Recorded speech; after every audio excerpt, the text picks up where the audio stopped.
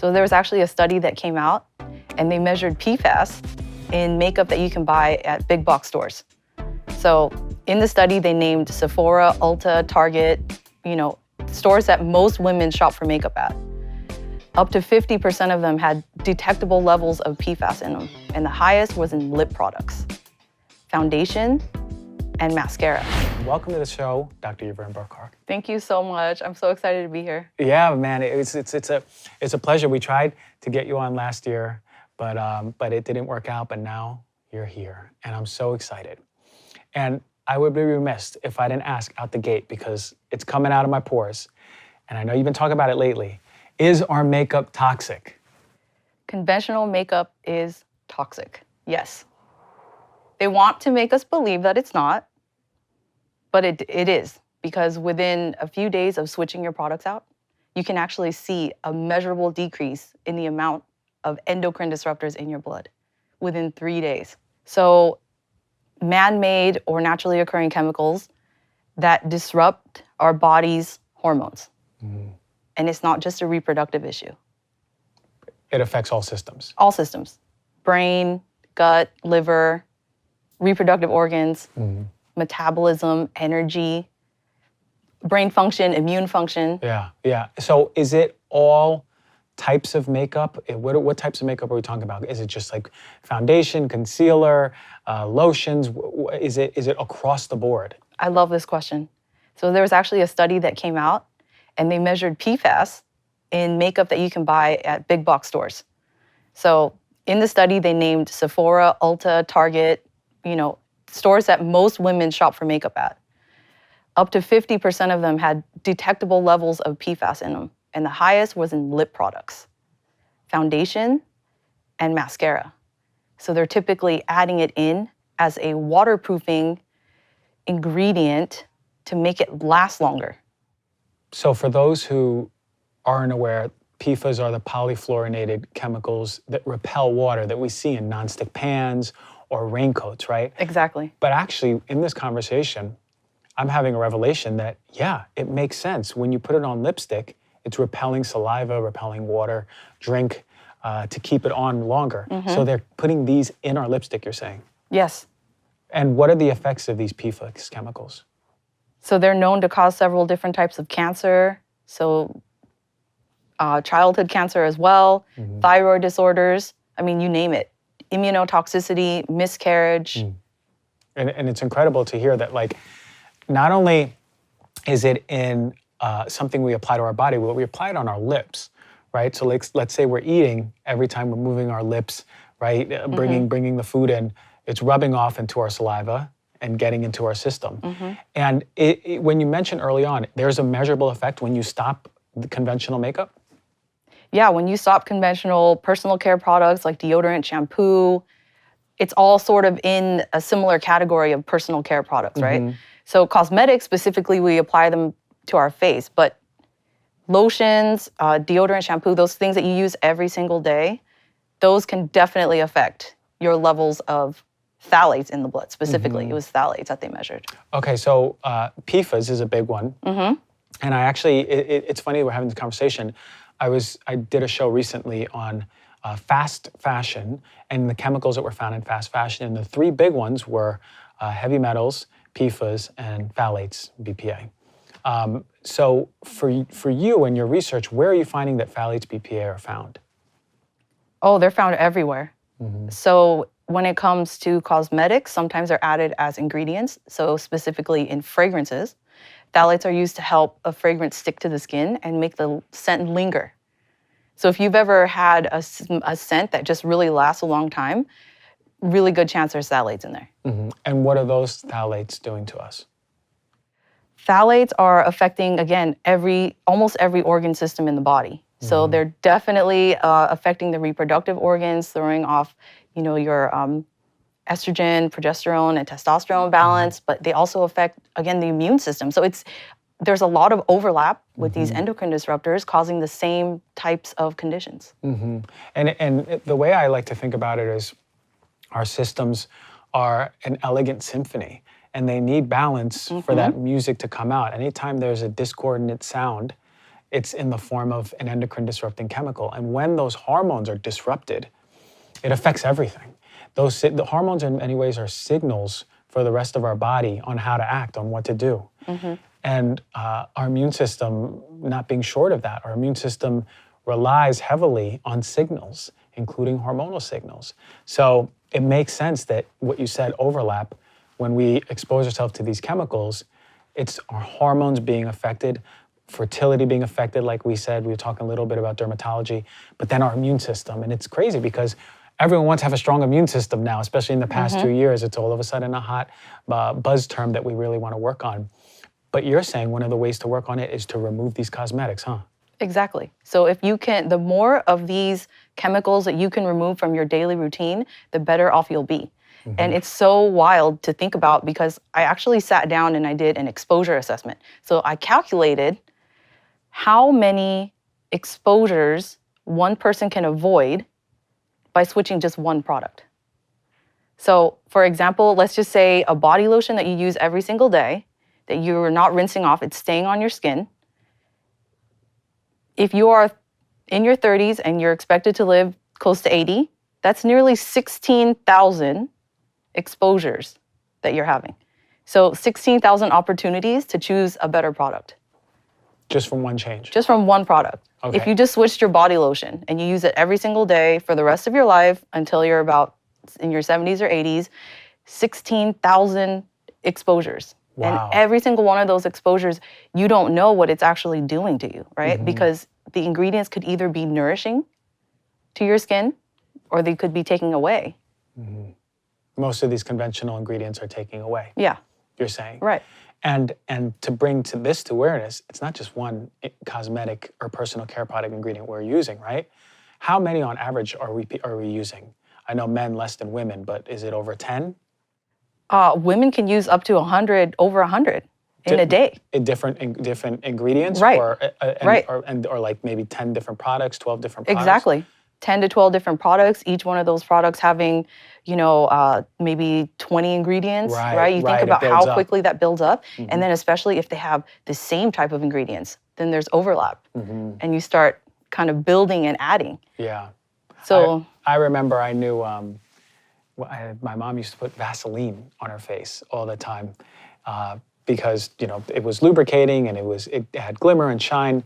But I think back where all those petrochemicals are coming from, right? And where they're derived from and what's in there. The chemicals like benzene, right? Really nasty chemical. And how much that contributes to disease. And I'm not trying to hate on Vaseline, but that's really something that's almost in every pantry or closet or bathroom that we see is something really popular. So in retrospect, I'm wondering if that was even something that caused disease in my mom early on or contributed to it. I know you get a lot of questions about how to change cosmetics, and we're going to talk about that. But you have a very interesting part of your story where you were in school and you were drawn to toxicology because there was a professor studying toxicology in the context of fertility. exactly. And then, ironically enough, years later, you had your own troubles with fertility. Can you tell us a little bit about that? Yeah, definitely. So I started as an undergrad doing research in toxicology. We looked at the effects of environmental contaminants that come from cigarette smoke, automobile exhaust. They're basically everywhere. And they're also found in crude oil, which is where the petrochemical sort of ingredients come from as well. And we were looking at the effects on fertility, mainly ovarian cancer. And it could be actually multi-generational, the effects. So if the mom is exposed, pregnant moms are exposed, then the babies and even the grandchildren still have the effects. But the point that I wanted to make was that I had a very conventional lifestyle. I didn't pay attention to any of the products that I was using at all. And I was actually ignoring my symptoms for quite some time because ever since adolescence, I was never balanced hormonally. And so going into adulthood, adding stress on top of that, really just tipped the scales toward complete imbalance, where I didn't have a cycle for several months. My body was just completely inflamed and toxic. I was really toxic. So I went to doctors and so many of them told me I was normal. and they couldn't help me. And so I said, there's got to be something. I know there's something wrong. So I went the route of functional medicine, and we uncovered the root causes of what was going on. And I had a significant amount of heavy metal toxicity, as well as glyphosate, as well as endocrine disruptors from heavily fragranced products. I had been just die hard since I was a kid.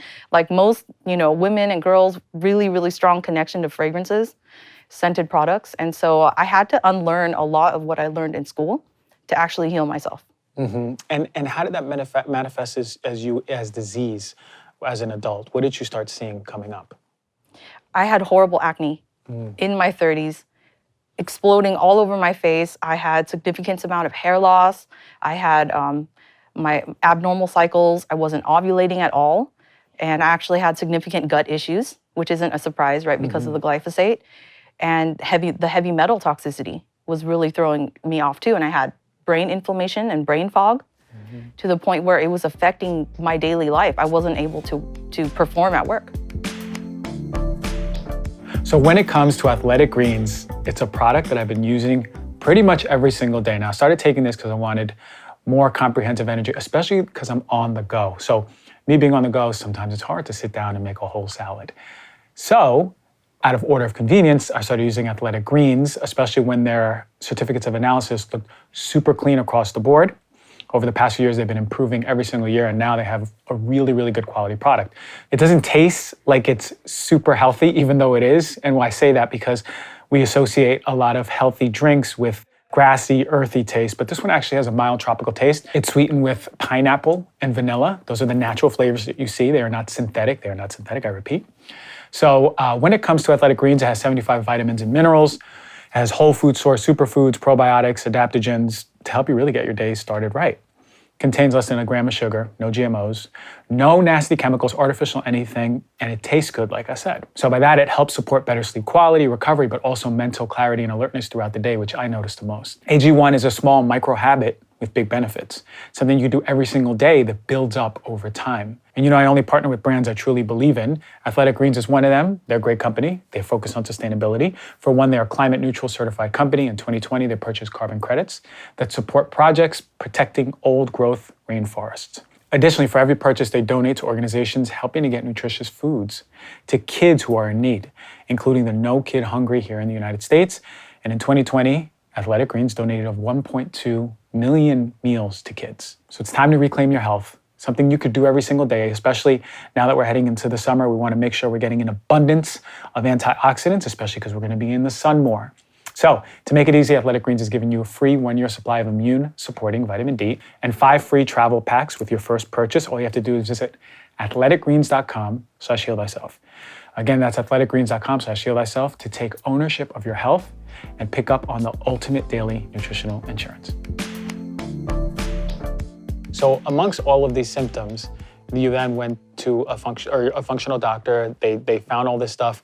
How did you remove this from your life? What steps did you take to start healing? Yeah, I did it systematically. So I initially started first with the foods that I was eating. I got a water filtration system because I started to realize, and I already knew this since I was in school, but it didn't occur to me that it was affecting me so deeply. So I got a water, filtration system. I started cleaning those things up in my life. And then when the personal care actually came last because I had such a strong connection to these products. I was die hard. I couldn't let them go. But I realized that I knew that they were not serving me. And that's always a big problem. When I remember when I was in practice, when I addressed makeups, they're like, well, which one do I use? And at the time when I was practicing, there wasn't that many really healthy brands or healthier brands out there. It was like a market that was starting to boom. But when I came out of practice a few years later, then there's so many options, which we'll talk about later. But I understand there's always a connection because that's what you grew up with, right? And this is what you feel comfortable. You found a brand at 18, at 19, at 16 that really works for you. So how did you find a way to let it go? Where did you find brands that were better for you? And like, how did you make that transition? Because I know a lot of people who are listening, and there's a large audience of women, they go, this makeup works for me. You know, where do we go to explore better quality options? Well, typically what most women do is moving away from conventional makeup toward clean beauty. So clean beauty is a whole entire sector of cosmetics that has come out due to the demand for better quality ingredients because people are now aware of them, of the issues with conventional ingredients. The problem is that there's a lot of marketing that goes on with clean beauty that's greenwashing. So it's challenging to know which products are actually legitimately lower tox versus ones that are not. And so the key is to really learn about ingredients. And there are very easy ways of getting around this insurmountable task of learning about however many tens of thousands of chemicals are being used, right? But cosmetic ingredients are kind of like in their own bubble. So once you start to recognize some, you'll see overlap, and it actually becomes really easy. But what I personally did was I went complete opposite. I went from conventional to almost using no products at all. And, I found that didn't work for me. That was too extreme of a shift. So then I kind of went back a little bit into the clean beauty area. So products that you will see at more health food stores, natural food stores, those are definitely an improvement over conventional. But the problem is that they still have some ingredients in there that I was trying to avoid because of the endocrine disruption. So for example, fragrances. You can still find fragrances very frequently in clean beauty, and they're just not really necessary. It's more of a sensory experience than anything else. They're not functional at all. And in fact, they're more detrimental than beneficial because of the phthalates. More often than not, they do contain phthalates. So typically what I recommend for women is looking at your daily routine and seeing which products are your favorite. What do you use every single day? And what can you not let go of? Like, for example, me, it's mascara. So I knew, okay, I've got to find a better mascara. Because if I'm using this every day and it's going near my eyes, the eyes are actually a route of toxic absorption as well that people may not realize. So you've got to really just pay attention to the things that you use every single day. That's really where I would recommend starting. And then if it's a lip product, really important to look for something more organic and more on the natural side. And even the pigments are important to look at too, because I know that you've mentioned heavy metals in lipstick, and they typically come from the pigments because the pigments are mined from the earth, and that's where heavy metals are, and it's almost impossible to separate them out. So looking for pigments that come from plants is a really good way to lower your exposure to heavy metals, especially through lip products. And I don't know if they do food coloring pigments, but like if turmeric plays a role or other spices, they can add colors or how they mix it up. I know they do it in food over in Europe where they actually know about food coloring, or they actually value the detrimental effects of food coloring.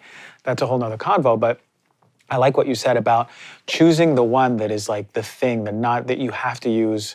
It's part of your experience. Like this is what you don't want to let go of, and then exploring from there, because it's again a detriment to us. Now you mentioned looking at these chemicals, and there's so many, and it can get overwhelming so fast. Let's say I love makeup, and I want to change my makeup because you've inspired me so much to do it. What do I look for? What chemicals do I look for when I now go to Whole Foods, for example, and see makeup in the makeup section? I pick it up and I look behind it.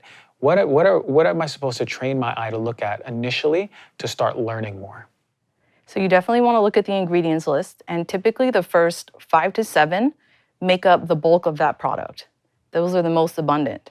But that doesn't mean you should ignore the rest of the list, because things that are used like preservatives and fragrances are used at lower levels still affect your health, right? So if you're using preservatives that are not microbiome friendly, then that's going to cause you problems in the long term. Because more and more research has come out, the skin microbiome is so important to maintain skin integrity, youthfulness, and skin barrier function, right? That's what keeps the chemicals out. That's what you need to preserve. So Definitely the number one ingredient that I recommend avoiding is fragrance. If you see fragrance on the label, I would highly recommend considering another product.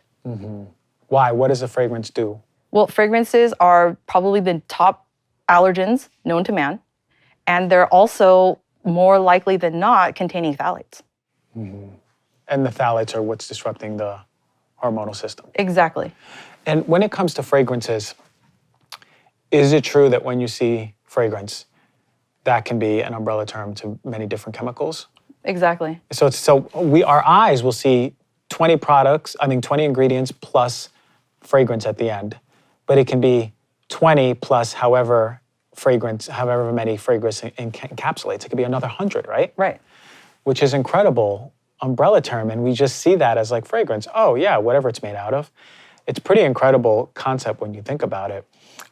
Okay, so I go to the store and I see fragrance. Then I know no, unless it says fragrance asterisk utilizing essential oils maybe or something like that. But most products out there, their fragrance is not utilizing that, right? Correct. Okay. When I look for phthalates, will it say phthalates on it in the back? No. Phthalates are listed under the umbrella term of fragrance. Okay, so they'll be They're secretly hidden. in there. That's correct. Okay. That's the problem. Okay. What about parabens? People talk about parabens all the time. Is that something that is found in makeup usually, and is that something that affects our health? Definitely. Parabens are definitely mimicking estrogen, and they were first brought to our attention because of deodorants, and that being in proximity to the breast tissue and causing hormonal changes there, leading potentially to cancer. Parabens have been pretty much phased out at this point. There are very few products on the market that still contain parabens because it's been switched out for another preservative, phenoxyethanol. So that one is a little bit of a controversy in terms of some experts will say it's fine to use, other experts say it won't. So there's a spectrum. So the parabens were switched for oxyethanol. Phenoxyethanol. Okay, well, interesting because so many people talk about parabens. Not a lot of people are talking about phenoxyethanol or the controversy behind it. So it's a really good tip to bring to us for this. Do you worry about how the cosmetic is delivered? If it's stored in plastic, does that matter too, or? It absolutely matters. I'm so glad you asked this question because plastic is such a huge problem, not only directly when we're using a product that was packaged in plastic. So if there's anything that's like fat soluble, then those plasticizers are also fat soluble. They'll be migrating into that product, right? There's a high probability. It depends on the type of plastic, but if it's plastic, there are plasticizers in there because otherwise there's no way to produce it. So I personally prefer to use products that are in glass for that reason. But not only that, like even if it's a recycled plastic can only be recycled so many times before it ends up in the landfill. And then I know that microplastics are then coming back to us later. So the more you can get away from plastic, the better, because these hormone disruptors are coming from plastic. Interesting. There's so much to think about. And I'm over here acting like I have a whole makeup regimen because I'm over here getting unconsciously overwhelmed. But like, there is so much to think about because there's such a disconnect between what is accepted as safe and what truly is safe. Major disconnect, right? What we see at CVS or Sephora, for the most part Sephora, even though it's getting better, I hear, or whatever other places that people or women or men get makeup, we just value what it is on the store shelf as safe, right? The FDA took care of it. It's fine. I can use it. But the fact of the matter is that people like you and me and whoever else is really passionate about this are uncovering a part of that is showing it's not as safe as you thought. Actually, on the contrary, it's not safe at all. And then there's this giant gap. They're like, whoa, what do I do? And I think it's really important to be able to hold people's hands and move them from like, this is what we thought was safe, but don't worry, here's the steps you're gonna take, the actionable steps in order to come to a place where it's safer. Because people wear makeup every day, right? We brush our teeth every day. We put on deodorant for the most part every single day. We go in the shower, we put on shampoo, conditioner, come out, put on lotion. We do all of these things every day, and that's the buildup, right? On your expertise, are you finding that a lot of these toxins, some are water soluble, you pee them out, but some build up in the system. Are a lot of these cosmetics those chemicals that stay in our system, or a lot of them coming out through the urine? I would say the majority would come out through the urine. However, with the exception of some hormone disruptors like PFAS, they are not coming out. And more, there are reports coming out of PFAS in makeup, and even in clean makeup, even in green beauty, organic beauty. Unbelievable. And it's not necessarily that they're intentionally added. Sometimes they are, but other times they come through the manufacturing equipment. So either coating the tubing to make it, non-stick, make it easier to clean. Those residues are then transferring into the makeup. I see. And it's funny because I've been talking about PFAS more lately than usual. Have you seen Dark Waters, the movie with Mark Ruffalo? No, I haven't. Oh, you have not to yet. see it today. Tonight is the night you have to watch Dark Waters. All right. It is about a lawyer who works for a big corporate business, particularly DuPont. Okay. And he's finding that, and he's protecting the corporation, and then he's finding in this small, maybe it might be Ohio, West Virginia village, or a small county, small town, that the cows started getting sick, then with cancers, dying. The people started getting sick with cancers and dying, and what's happening was the runoff from the factories, which were making the non-stick Teflon, was running into the water, coming into the town, and making everyone sick.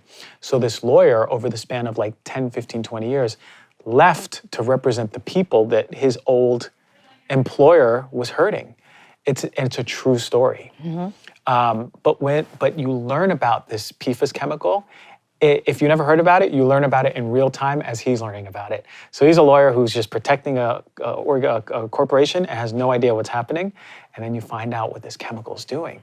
And it's past nonstick. It's also in like all of those clothes that repel rain, raincoats, all of these sportswear, right? Now that's dry fit. I work out all the time. I don't wear dry fit. I refuse to touch it because it has that PFAS chemical. But now you're telling me that it's getting into makeup. Makeup is not where I saw PFAS. I know it was in the water. I guess it makes sense now. But PFAS is one of the nastiest chemicals I have found. They stay in our system for like 18, 20 years. Forever chemicals, right? Right. Now you heard me talk about Nuzest. It's a plant-based protein powder. I've talked about it a few times because I did a few protein powder reviews, and Nuzest is constantly at the top, and I'll tell you why. Other protein powders are not fully transparent. Nuzest tests regular for gluten, dairy, soy, heavy metals, very important if you have a plant-based protein, and other ingredients I normally tell you to stay away from. The company shares their independent testing results, super transparent. They provide documents for all their products, their whole line, and it's important to know what's going on in your body, especially if you're using it every single day. And as we know, protein powders are a really good source of nutrients, a really good bang for your buck dose of protein for the day. Nuzest in itself, it's easy on the stomach, highly digestible, has none of the common allergens that affect us when we take protein powders. Whenever I review protein powders, Nuzest constantly makes it into my top 3. The peas are grown in northern France and processed in Belgium, and they use a patented water technology, making Nuzest one of the highest grade proteins out there, period. So for Heal Thyself listeners, you can save 20% on Nuzest by going to nuzest.us/healthyself. Once again, that's nuzest.us/healthyself. Or you can go to the website and just use the coupon code HEALTHYSELF for the same 20% off. One of the most important steps that you can take in bolstering your immune system is getting quality sleep. And on this show, I talk about the importance of sleep quite often. You know, it's a pillar overall for your health. Now, Ned is a partner that's extremely helpful in achieving a great night's sleep. So Ned's best-selling Sleep Blend is new and improved and offering an even greater night's sleep overall. The new formulation blends CBN. This is a powerful cannabinoid that promotes sleep with 750 milligrams of USDA-certified organic CBD from the purest single-source hemp flower extract and organic wild-crafted botanicals traditionally used overall for rest, relaxation, rejuvenation, and overall just deep, deep sleep. So the new Sleep Blend has 24% more sleep-inducing botanicals by weight than the previous version. And as always, all of Ned's full-spectrum hemp oil is extracted from USDA-certified organic hemp plants grown by Jonathan, an independent farmer, and his family in Paonia, Colorado. The bottles are chock full of premium CBD and full spectrum of active cannabinoids, terpenes, flavonoids, and trichomes. Ned's full-spectrum hemp oil nourishes the body's endocannabinoid system to offer functional support for stress, sleep, inflammation, and balance. One of my favorite aspects overall when it comes to Ned is that it's fully transparent, shares all of their third-party testing, who farms their products, and the extraction process, all right there on the website. Go check it out. Now, if you'd like to conquer your sleep with Ned's Dream Set, Heal Thyself listeners, you're gonna get 15% off with the code DRG. Go to helloned.com/DRG or enter the code DRG at checkout. Again, that's HELLONED.com/DRG, and you're gonna get 15% off. Thank you, Ned, as always, for sponsoring the show and offering our listeners a natural remedy for some of life's most common health issues. Is there, and not all companies are testing for it. So really, what are the rules of thumb? When you go buy makeup, is there a labeling that you look for? Is there a certification that you look for?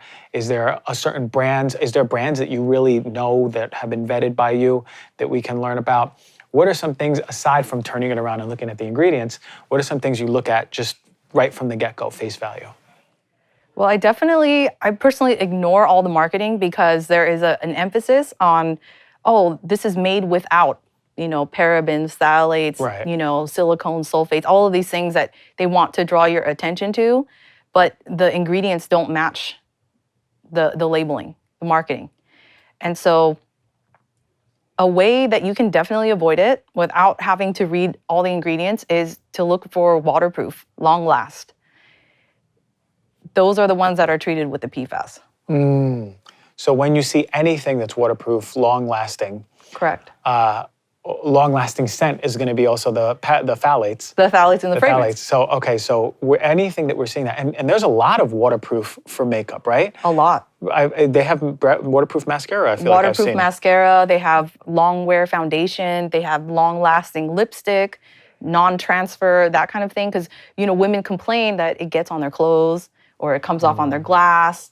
Or, you kiss your partner and it comes off on their face. It's on them. So, that's one of the workarounds that companies have started doing to solve this, problem. So gentlemen out there, if your lady comes home, she gives you a kiss on the cheek and her lip outline is on your cheek, that's a good thing. It is a good thing. You don't want, or if it's on better it's better than if it doesn't transfer. Right. But if she's using one that has heavy metals, then now that is on right on now face. And now you're sucking those heavy metals right. in. Interesting. So I guess I wish there was just one organization that tests every company for every heavy metal, every phthalate, every PFAS, right? Every paraben, and then goes, here is the top of the top. Right now, it's sort of like we have to do our own research, huh? 100%. It's the same with a lot of the consumer products that you talk about too, where I'm going out and reaching out to these manufacturers directly to ask about I noticed ingredient substitutions, changes that are happening that aren't necessarily, people aren't informing the public. So I pay attention to the ingredients and I said, that doesn't look like it was there before. Let me find out what was the starting material. And I have found that even some of my favorite brands are starting to introduce more petrochemical derived ingredients, things that I avoid. So it's really, we really can't say that there's all across the board one brand that is just amazing, that every single product is perfect, because there is no such thing. So it's really taking a look at the ingredients as a whole, holistically, and saying, is it more risky or is it more beneficial? That's a very simple way of vetting your products. And it also goes to say that we have such elegant, sophisticated, powerful detoxification systems, right? So when we also have resiliency where you can ask the question, is this acceptable? Is the cost is the cost more than the benefit, or the benefit, right, more than the cost?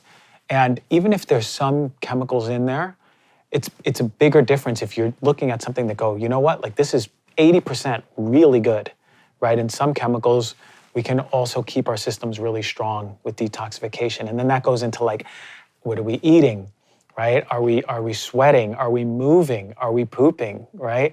Are we breathing correctly? All of these ways that we're keeping our body strong to build that resiliency. People get very overwhelmed with all of this.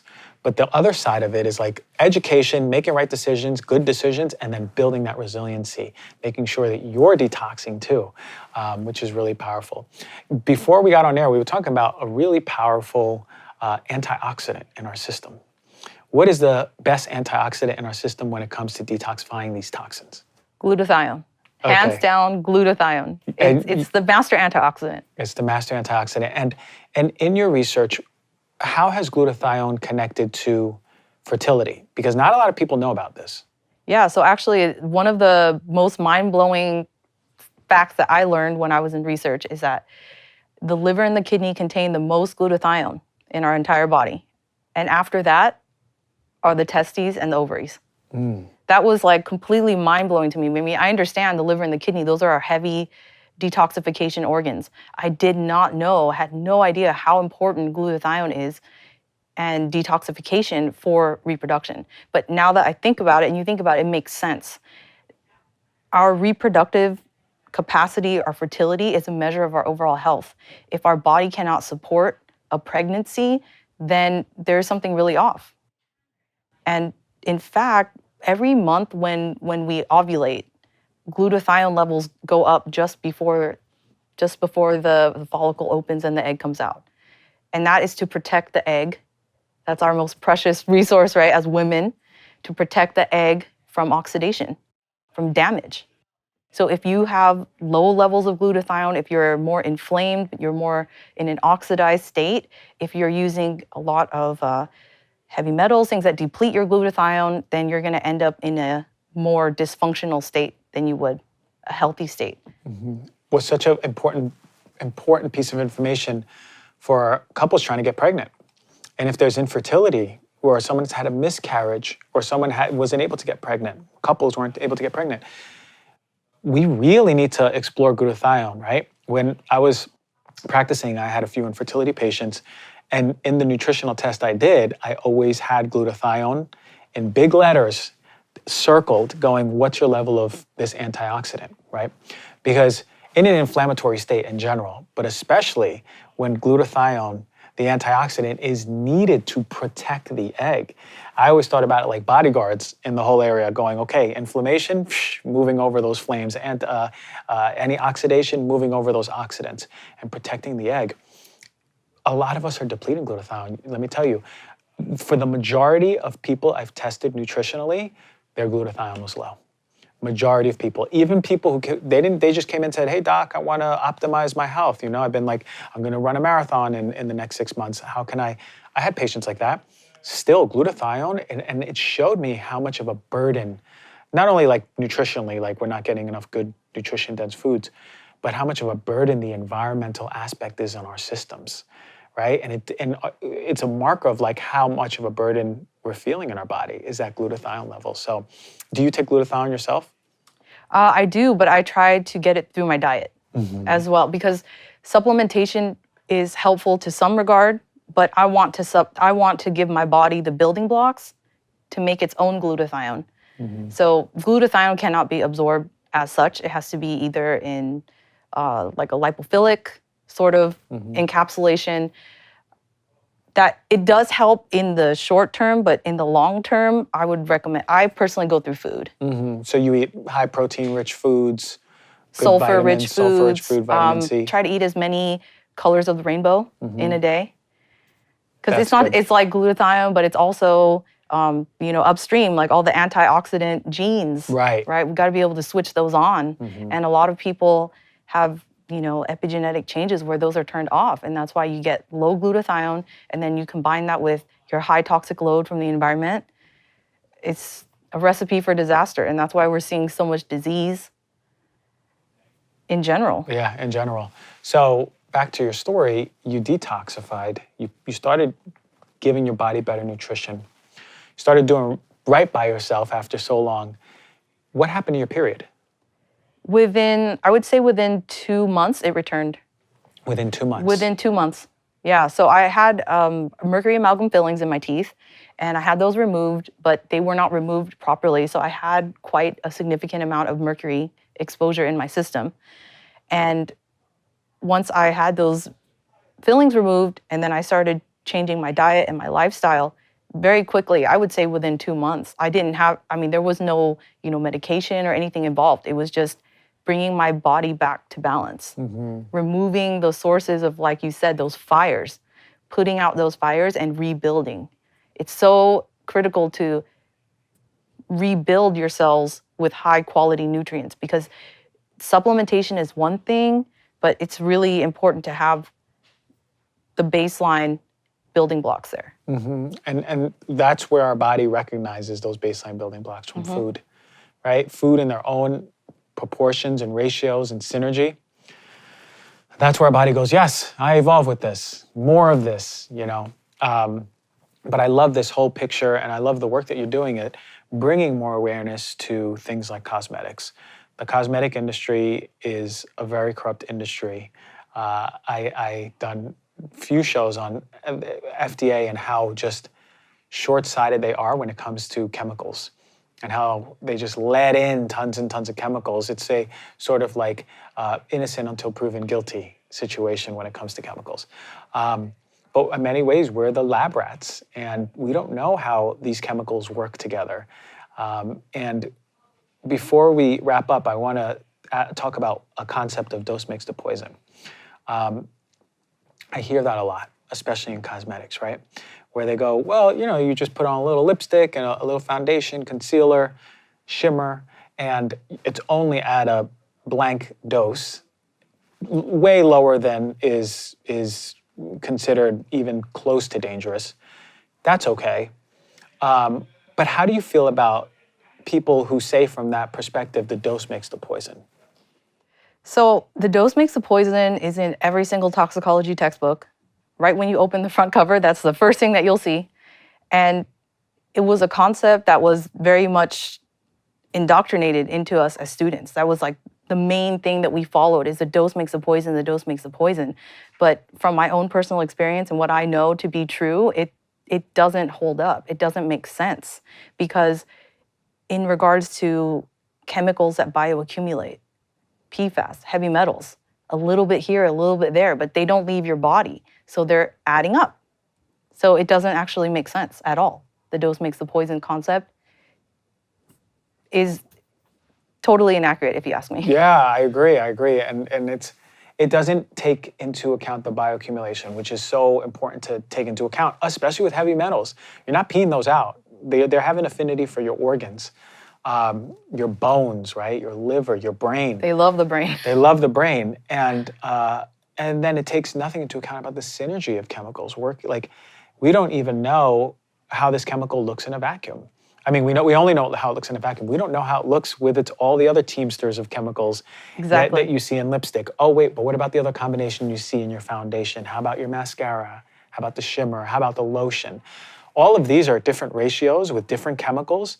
Imagine when you clump them all together in a vacuum, how are they going to interact with each other? It very much so can stand, and we've seen that chemicals can work together to have an additive effect, the entourage effect. Yeah, so or even synergistic. A synergistic effect. So it's something that we don't even look at.